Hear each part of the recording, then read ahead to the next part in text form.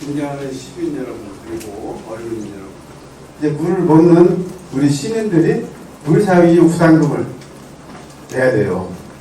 그 물사용이용 부담금이 저희들이 산출해 보니까 4인 가족 기준으로 해가지고 한 세대당 1,300원씩이 되더라.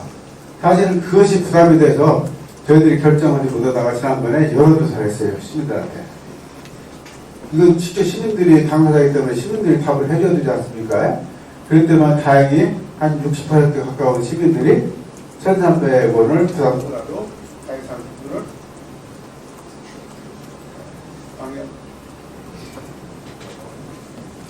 마이크가 되나요? 이게 불쌍하다 이거. 마이크가 저들한테 돈 이해해 줍니까?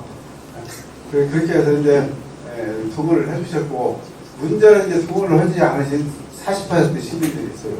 그분들은 1,300원도 부담이 되시는 분들일 수가 있거든요. 그래서 그분에 대해서는 감면제도를 최대한 소득계층에 대한 취약계층의 감면제도를 최대한 활용을 해서 직접 시민들한테 부담이 들어가지 않도록 하겠다. 그렇게 해서 지금 모든 그 절차가 잘 진행되고 있다는 말씀을 드리고, 산업단지 이제 완판을 했죠. 보고 나니까 그러면은 새로 5 산업단지를 만드는데 그때까지 어떻게 할 거냐, 손가락 빨고 있을 거냐, 그 말씀 아닙니까? 네, 근데 그렇게 할 수는 없죠. 그래서 지금 하고 있는 것이 저희들이 그 삼산단 확장 사업을 해서 거기에다가 지금 분양을 하고 있는데, 확장 사업은 행정 그 인허가 기간이 금년이 짧아요. 그 금년 내년부터 그 공급하는 거예요? 올해 자꾸 내가 먼저부터. 그래서 이미 그 업체들하고 저희들이 협약을 해서 그것도 지금 거의 다 이제 분양은 됐습니다. 저희들이 한 10%까지는 증축을 돼서 저희는 한 20%까지 최대한 높여가지고 기존 함산단 영역을 확장함으로써 거기에 지금 급한 수요들은 거기에 지금 저희들이 다 하고 있습니다. 최근에 동부 하이캠이나 무슨 블루지인가 이런데 기업들은 다 거기로 지금 저희들이 매매 계약, 입주 계약을 해서 지금 진행을 하고 있고, 또 그런 이제 오산단 하잖아요.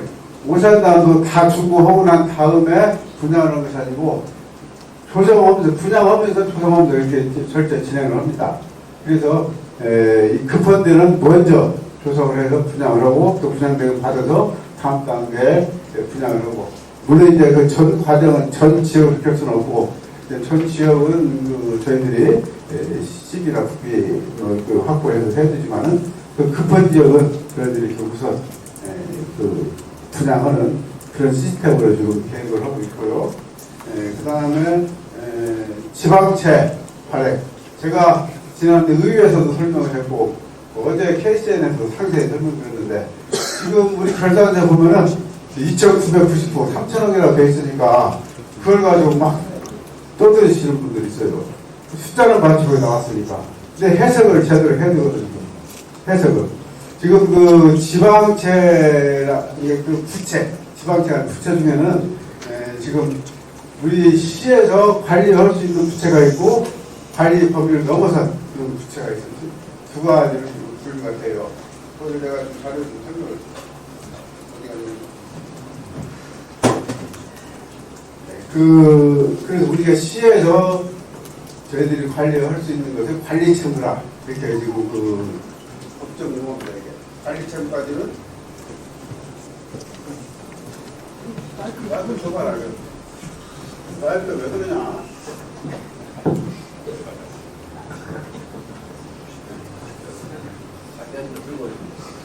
네.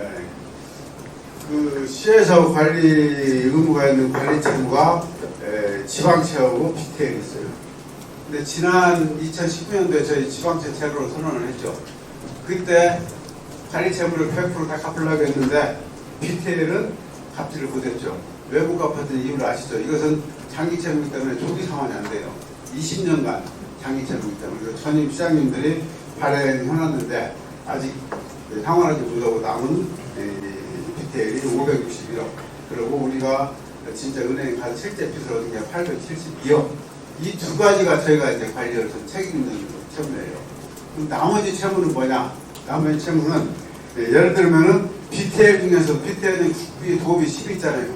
10위는 우리 관리체험으로 들어있는데 국비 도비는 우리가 국비 도를 받은 소기 때문에 우리가 책임있는 건 아니지만은 넓은 의미에서 부채를 보는 거죠. 미래 일단은 우리 시에 부채를 담아놨다가 미래 이제 국비 받은 상환하면은 이제 그 차감이 드는 그런 개념의 BTL 대표적인 것이. 그리고 또 우발채무라고 우리가 지난번에 10분 걸려서 그 처음에 유치를 할 때 미분 3년 이내에 미분양이 발생하면 50%는 우리 시가 분양을 책임을 지겠다. 또는 이제 보증을 하는 거였어요. 이런 보증 채무 같은 것들도 일단 부채로 잡히는 겁니다. 구체적으로 보증 채무가 발생은 안 했지만은 발생할 가능성이 있고 미래 언젠가는 이게 확정될 수 있는 이런 것들.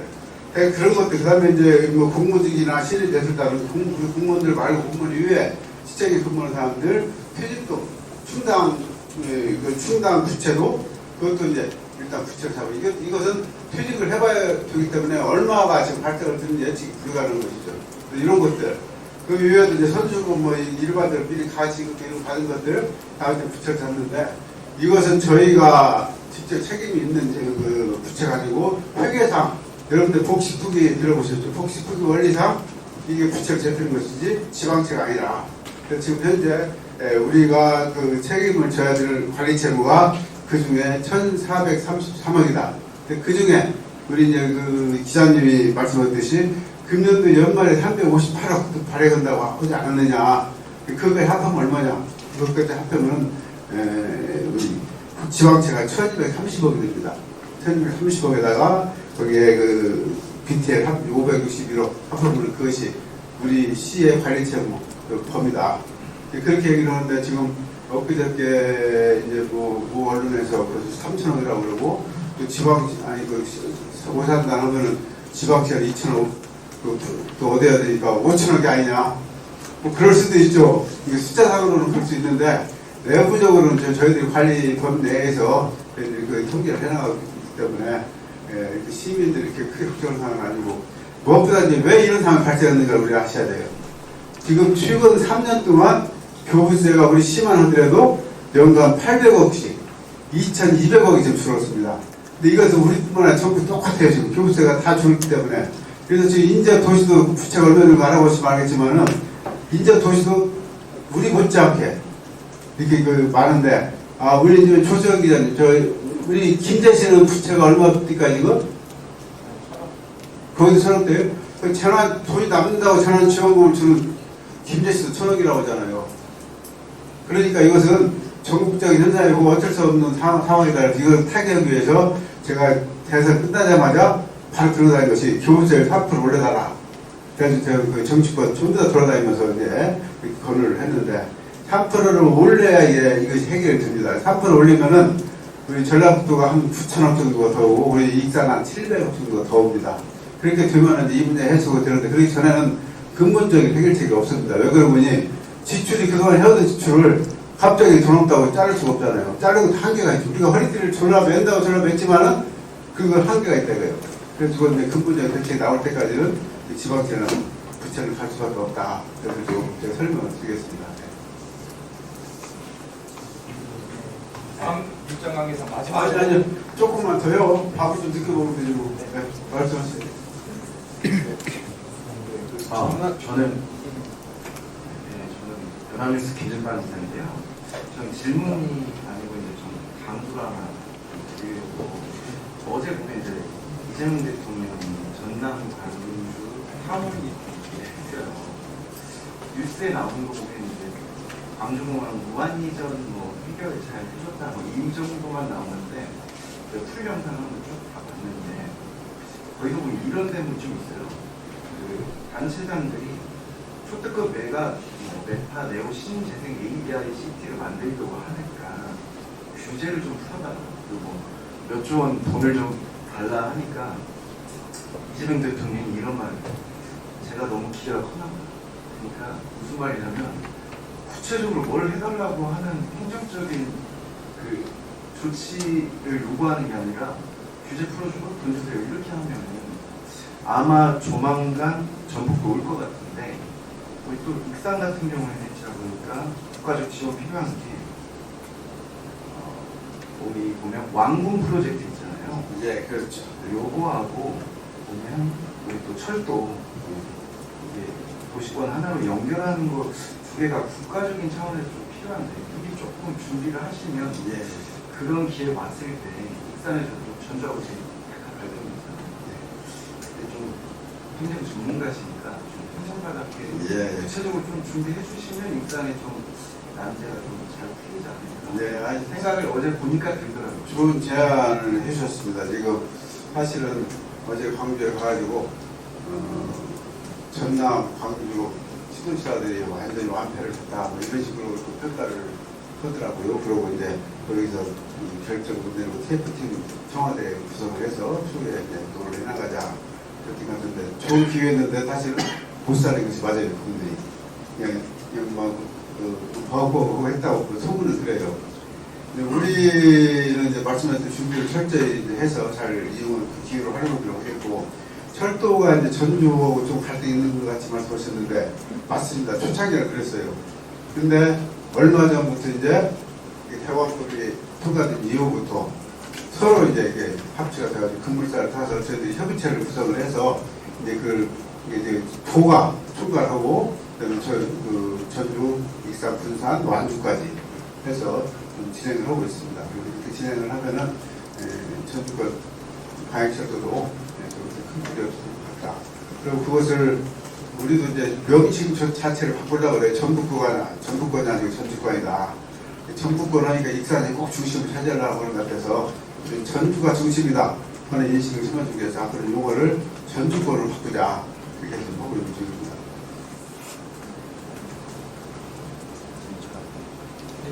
네. 네. 저는 만경관 수변도시에 관한 질문도 있습니다. 만경관 수변도시를 새만금과 연계해 본격 추진한다고 하셨는데요. 이게 지금 제가 새만금 개발공사에 따르면 새만금 스마트 수변도시는 2028년까지 공동주택, 단독주택, 산업, 교육지구 등을 분양하고 인구 유입을 위해 국제학교도 유치한다고 합니다. 또한 새만금 개발청은 새만금 제2산업단지를 김제와 인접한 새만금 사번역 배후 도시용지에 조성한다고 밝혔는데요. 이에 김제시도 새만금 배후 도시를 자처하고 있는 상황입니다. 이런 상황에서 익산시의 만경강 수변도시가 어떤 이점이 있을지 설명 부탁드리겠습니다. 예. 지금 만경강은 상주 인구가 하나도 없죠. 그 상주 인구가 생겨나기까지는 수십 년 세월이 필요하겠죠. 그러면 그 전까지는 주변 도시에 의존할 수밖에 없어요. 그 주변 도시라는 것은 김제, 부안, 군산, 거기다가 전주까지 들어갈 수가 있어요.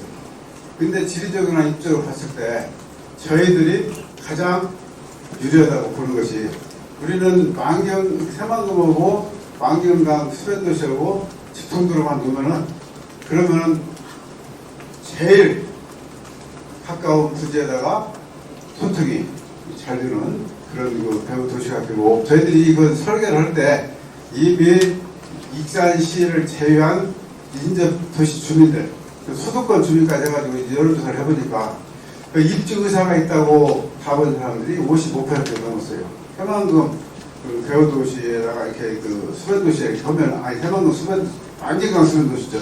자꾸 헷갈리게 죄송합니다. 그걸 하면은 입주를 하겠다. 그런 이제 말씀을 응답해 주시는 분들이 많은데, 그동안에 사실은 우리가 조금 실기를 좀 한 것이 있어요.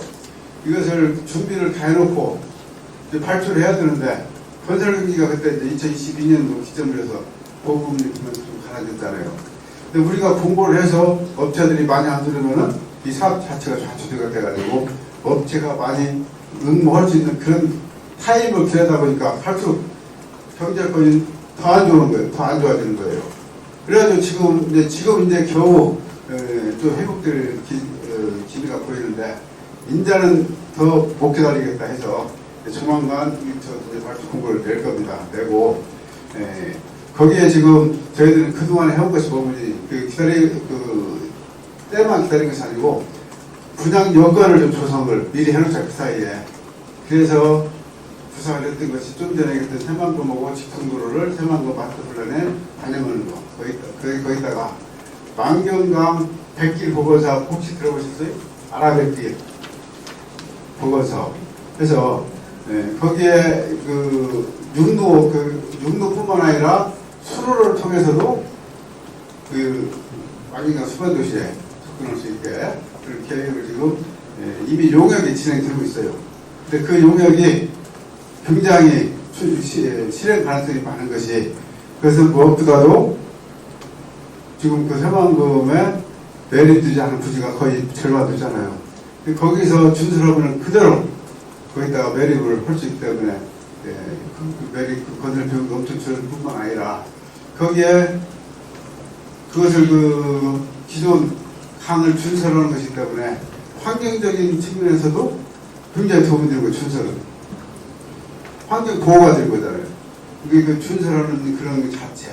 그래서 저희가 볼 때는 지금 크게 반대하는 부서가 없다. 특히 환경 부처들도 지금 전부 다 참여를 하고 있고, 그리고 또 환경단체도 직접 접촉을 하였습니다만은 환경단체도 그렇게 반대할 이유가 없는데, 다만 이제 우리 같은 것이 환경단체들은 멸종위기들이나 수생물 좀 다양성 이런 것들 때문에 이제 어떻게 하라고 할지 이것은 저희도 그렇습니다만 그 이외에는 특히 반대할 이유가 없기 때문에 그 사업은 잘 진행될 것이다. 그래서 아직 새만금 마스터플랜 초안에 들어있는 것이 아니고 그 초안을 반영하기 위한 사전 용역을 지금 하고 있습니다. 그렇게 해서 만경 수변도시 분양 여건을 좀 저희들이 계속 개선해 나가고 있고, 또 그 안에다가 우리 계획법이 뭐니 혁신도시 제2혁신도시 익산을 한다고 그랬잖아요. 이제 어떻게 새 정부에서 어떻게 방침이 바뀔지는 모르겠습니다만은 그래도 익산 옮겨두면은 혁신도시도 거기다가 지금 저희들이 계획을 해놨어요. 그리고 이미 정부 계획이 확정된 우리 전북 산재병원, 한재병원도 거기다 입지를 해놓고, 또 진료융합교육원, 그것도 거기다 저희들이 장소를 정해놓고, 그래서 그런 부대시설들을, 국가시설을 최대한 거기다가 도입을 해놓으면은 거기에 아파트 분양하는데 아주 도움이 돼서 사업성이 높아질 거다. 그러면은 사업자들도 많이 관심을 가지고 응모를 할 거다. 그런 준비를 하겠다는 말씀을 드립니다. 예. 그렇지 않은 박근혜 예. 혹시 이제 방송 마무리하시고 정부의 행보에 대해서 고민해 보시는 계획이 왜 안 나오시겠어요? 전에 말씀드렸던 거 크게 다르진 않은데, 다만 그 사이에 달라진 것은 왜 익산에서만 도지사가 한 번도 안 나오냐, 익산은 혈대가 되지 않느냐, 이런 얘기를 그동안에 많이 들었어요. 많이 들었는데 갑자기 이제 수변도시, 배후도시 관련해서 이슈를 던져놓고 사실상 임기 후에 새로운 지자체장이 해결해야 할 문제인데, 배후도시 관련해가지고 새만금 MP에 익산시에 관련한 사업이나 정책 어떤 내용이 담길 것으로 예측되고 혹시 파악하고 있으신 거 짧게라도 희망고문 해주시지 말고 좀 구체적으로 좀 말씀해 주세요. 한 6가지 사업이 planning 되고 있는데, 지금 확정이 된 것이 아니라 굉장히 조심스러워도 제가 대외적으로 가급적 얘기를 하지 않았어요. 이렇게 하는데, 그것은 새만금을 발전을 위해서도 굉장히 필요한 사업입니다. 첫 번째는 식품 클러스터의 영역을 새만금까지 확대하는 것. 제가 K식품 벨트라고 이름을 붙였어요. K식품 벨트 건물이 거기에서 새만금, 식품 클러스터 인입선 이번에 5차 철도망 계획이 방향대로 가는 게 높아졌잖아요. 철도를 통해서 새만금 신항까지 가면은 새만금 신항을 식품 수출 전용 항만으로 지금 만드는 걸 업계가 발표했잖아요. 새만금 그 일대에도 지금 또 식품기업들 단지가 만들어지잖아요. 그렇게 해서 식품 클러스터 영역이 거기까지 확장해야 된다.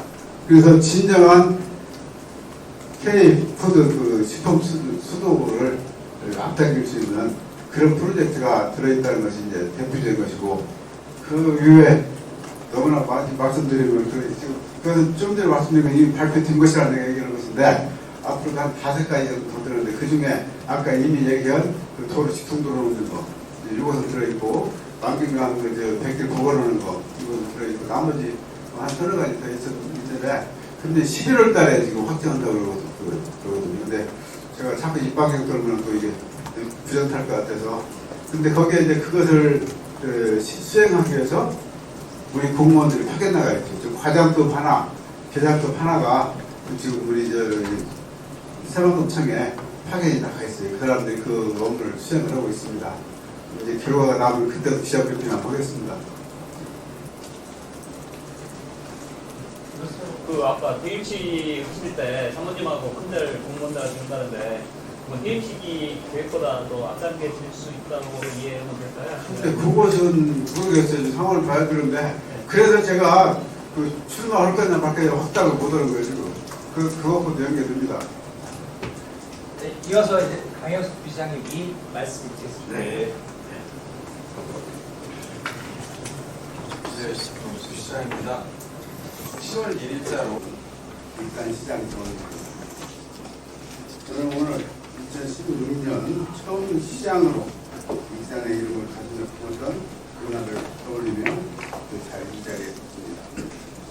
돌아보면 지난 10년은 익산이라는 도시와 저희 자신이 함께 성장해온 시간이었고 익산 최초 생선시장으로서 내 고향 익산을 변화하는 곳을 만들고 싶다는 간절함으로 정말 쉼없이 달려왔습니다.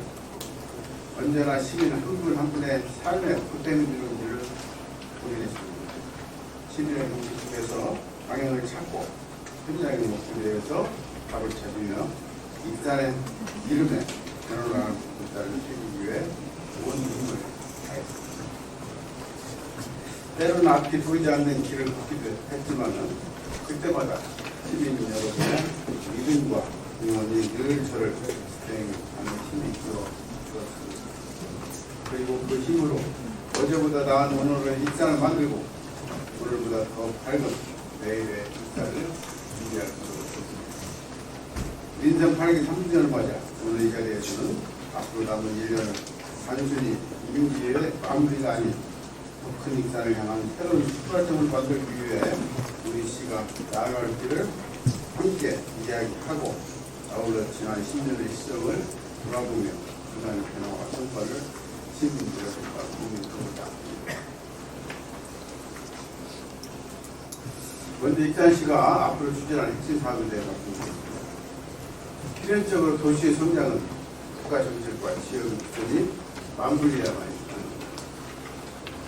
훌륭한 계엄 정부를 끝내고 새 정부가 들어서면서 모두가 새로운 희망을 이야기하고 있는 지금 우리 시 또한 산업, 정지역은 문화재를 아우르는 6대 지역 공약과 5대 메가비전을 새 정부의 국정거대에 반영시키기 위해 협력을 다하고 있습니다. 우선 추진 중인 프로젝트 연구지원센터 구축과 국가식품 플러스 경기당의 확장에 대해서 대한민국 식품산업의 역사와 미래를 규명하는 국민식품 전문가 권리를 추진하여 세계 식품산업을 선도하는 식품 프로세스의 익산의 의상을 확고히 할 계획입니다. 기후변화로 자연재해가 증가하는 따라 자연환경 변화에 선제적으로 대응하고 재난 대응과 예방과 대응, 복구에 필요한 기술과 서비스 등 재난안전 산업을 육성하기 위한 재난안전산업 플러스 조성 사업도 추진하겠습니다. 교통교통제 위상을 넘어 전국을 잇는 핵심 교통후보 조성에도 속도를 내겠습니다. 국가균형 발전을 교육정 과제로 채택한 이재명 정부와 대선 공약으로 익산역 방역 환경 체계 구축과 국가 개발을 실행함에 따라 사업비 확보, 경기 구축 및 중앙과의 협의도 근무자를 할 것으로 기대됩니다. 이와 함께 영안법 개정을 계기로 추진에 달리고 있는 전국권 방해철도 구축 사업과 충청 전라권의 수도권 장소성 대비를 부여있지 않고 부딪혀서 인류 혁신과 지역주의 발전을 이끌 국가식품 프로세스의 인립전 구축 등 교통인프라 확장을 통해 방역교통의 혁신을 가속화하고 사랑과 산업이 보이는 교통법으로 달리겠습니다. 지속가능한 생명의 터전으로 거듭나는 왕궁면 일대를 자연 친화적 생태 공간으로 복원하는 왕궁 자연환경 보호 프로젝트와 전북권 산재 의료패턴 확보를 위한 전북권 산재 전문경험 사업은 현재 예비 프랑스 대상 선정을 목표로 준비됩니다. 다음으로 그 익산의 변화와 성과에 대해서 설명을 말씀드리겠습니다. 첫째, 누구나 살고 싶은 도시로 재탄생했습니다. 대규모 브랜드 아파트 공급과 전국 최초 인간 동행사 성공으로 쾌적한 숙대권 주방을 구성했고 여기에 시설, 도서관 등 새로운 시설을 함께 들어서며 최적화 환경과 생활을 편리하는 동시에 이룰 수 있게 되었습니다. 특히 청년 실업급여를 대상으로 한 주택구입 지원 사업은 실수요층의 정착을 이끌었고 대규모 브랜드 아파트 공급과 더불어 지역 내 주택 수요를 충족시키는 역할을 해냈습니다. 젊은 세대의 지역 유입과 정착을 적극 유도하기 위해 컴퓨터와 전문병원 관리, 번역 응급의료센터, 수반진료 운영, 자유로운 우와 복합센터 관리, 공기거리 특대 등 의료와 교육 인프라 등의 전국 최고의 IT 기술 환경을 완결했습니다. 전국 최초로 시작한 마을 자치연구소는 농촌 어르신의 안정적인 기반과 노후 생활을 지원하는 수단으로 인정받으며 명실상부한 일산형 복지를 구현했습니다. 한편 공영주차장 확충과 함께 주차 타워 건립, 일산형 폐주차 서비스 도입 등 일산 속 주차 스트레스를 떨어뜨리기 위한 미래 국민한 결과 도시 주차를 해소하며 도시 전체가 바로서고 시민의 만족도를 높게 높였습니다. 이처럼 도시의 체제를 바뀌기 위한 꾸준한 노력 끝에 지난해 하반기 일산 시민은 7년 만에 증가세로 전환됐으며 인구 증가가 시작된 지난 10월부터 올해 3월까지 총 8개월간 인구의 많은 차이적 문제를 불구하고 123명의 순증을 기록했습니다. 둘째, 민생과 경제도 활력을 불러왔습니다. 전국적인 성공 사례로 평가받은 자유로운 정책, 소상공인의 경영 안정에 실질적인 도움을 주기 위한 특례도시 지원 사업들은 민생 경제 회복과 지역 경제 활성화를 목표로 다양한 정책을 추진해 모두가 할만하는 도시로 만들었습니다. 또 지난 10년간 역대 최대 규모의 국가에서 공진을 이어가며 지역 발전의 기존 핵심 자료 능력을 발휘하고 했습니다. 특히 민선 8개에는 2년 연속 국가에서 유선을 열면서 일산의 미래를 앞당겨 시집한 사업들을 본격화 기반을 다졌습니다. 한편 코로나19 등 어려운 경제 여건 속에서도 첨단 부처는 완료했습니다. 제3, 4, 3단 일반 한국민은 100% 그냥 이른바 완판에 성공했고 그것이 공표했어도 사실상 꽉찬 분양률을 기록했습니다. 첨단 산업에서도 눈에 띄는 진전을 이루었습니다.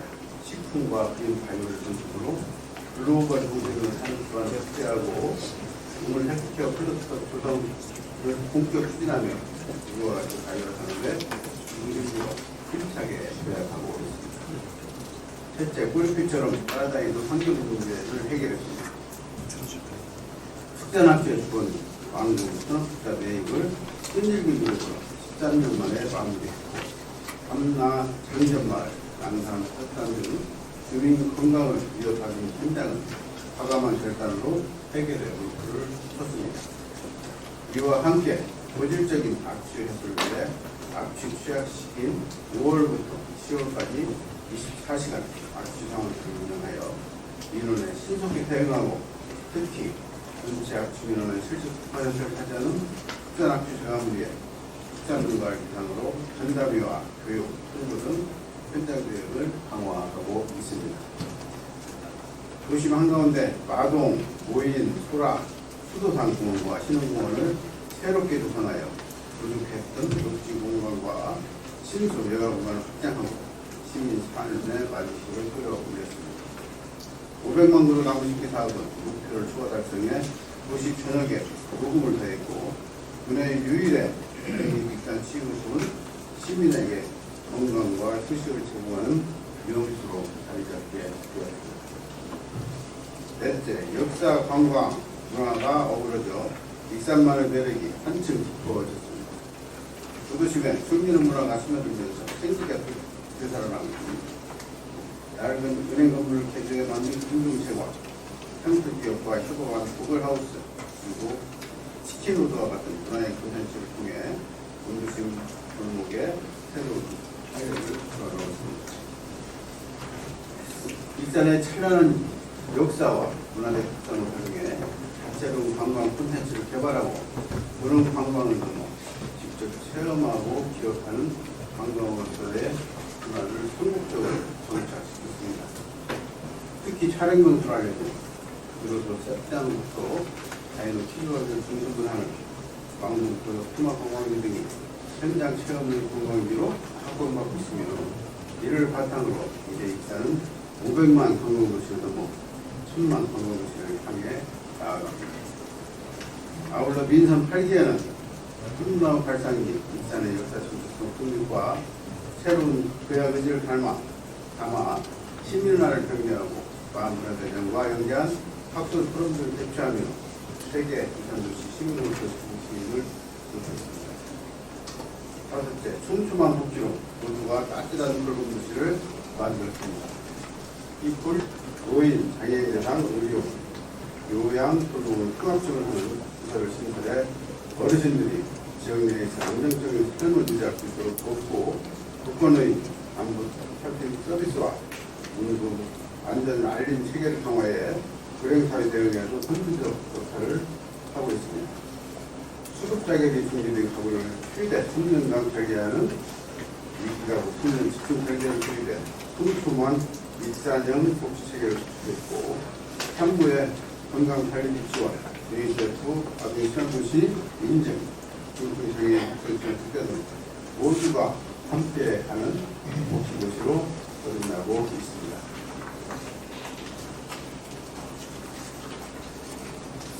존경하는 이사, 지난 10년 익산은 분명한 변화를 이루어냈습니다. 도시의 기반을 팽팽히 가지고 시민의 삶에 따뜻한 온기를 가하며 누구나 체감할 수 있는 변화를 차근차근 완성했습니다. 익산을 위한 이 같은 여정은 언제나 시민과 함께였으며 시정의 모든 발걸음은 늘 시민과의 소통에서 시작됐습니다. 해본 헌탁교회, 주민과 대화, 현장 행정 등 다양한 협동 행정을 통해 시민이 공간의 설계자이자 주인공이 되도록 참여형 공공건축의 모델을 제시하였습니다. 뿐만 아니라 시민 배심원단의 참여를 바탕으로 공약 이행 평가에서는 5년 연속 우수 등급을 받는 등 투명하고 책임있는 시점을 실천해 왔습니다. 이제 남은 1년 저는 다시 처음 마음으로 돌아가겠습니다. 지정의 동반자인 시민의 뜻을 다시 한번 가슴에 새기고 단 하루도 헛되이 보내지 않겠다는 각오로 익산의 미래를 향해 끝까지 걸어가겠습니다. 익산시가 시민 모두의 자부심이 되는 도시로 나아갈 수 있도록 남은 기간 더 치열하게 고민하고 더 성실히 움직이겠습니다. 끝까지 한마음으로 함께해 주시길 부탁드립니다. 감사합니다.